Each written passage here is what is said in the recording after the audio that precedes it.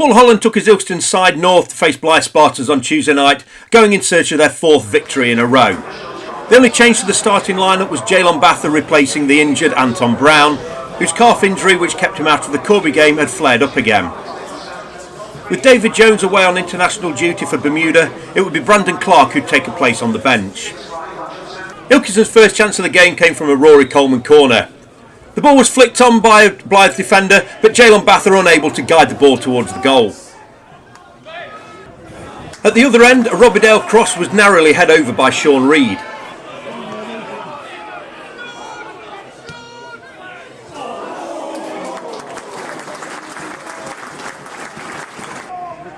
With Blyth starting to exert more pressure on the Ilkeston defence, it took a superb reaction save from Ross Durant to keep out Luke Armstrong.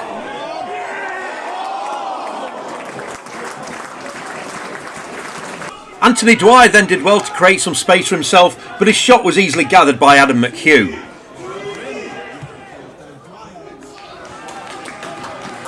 Alex Nicholson would then try his luck from long range, but he couldn't keep his shot on target and he watched as the ball sailed over the crossbar.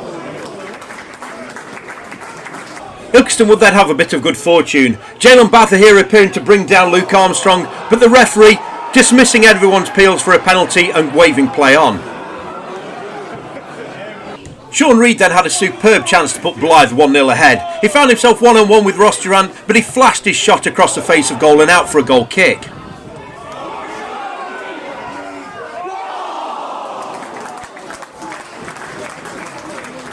Michael Liddell then got in behind the Ilkeston defence, but the boot of Luke Foster sent his shot behind the goal for a corner.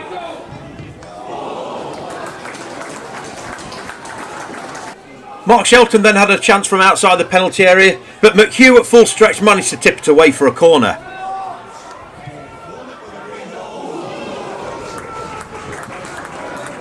Spurred on by his earlier effort, Michael Liddell wriggled past several Ilkeston defenders before sending his shot over the crossbar.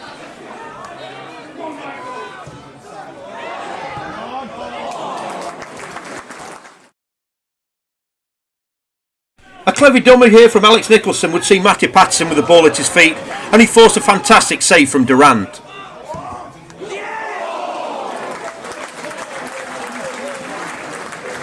Substitute Daniel Maguire's persistence here paid off as he managed to get a cross in for Robbie Dale, but his header brought out a good save from Durant.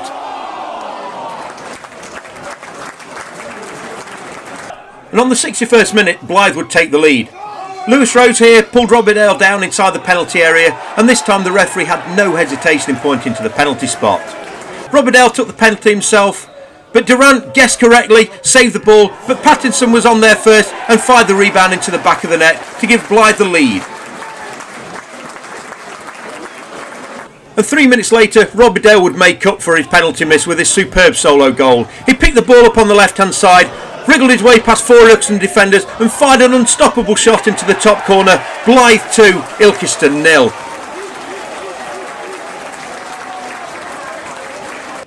Ilkeston were now starting to look more urgent going forward. Substitute Dexter Atkinson here running in on goal, but McHugh dived at his feet and gathered the ball. And on the 75th minute, Ilkeston gave themselves a chance of getting something from this game. Some superb footwork by Dwyer, and he fed substitute Lavelle Moore, who picked his spot out perfectly and grabbed a goal back for Ilkeston. Blyth 2, Ilkeston 1.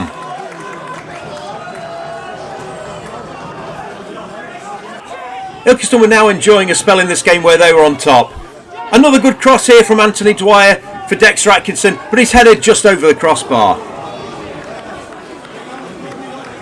Then Ilkeston would come millimetres close from grabbing an equaliser. Matt Baker heading the ball down to Dexter Atkinson. He fired the ball across the face of goal, and Lavelle Moore felt the ball brush against his studs but couldn't get anything on it, and the score stayed at 2-1.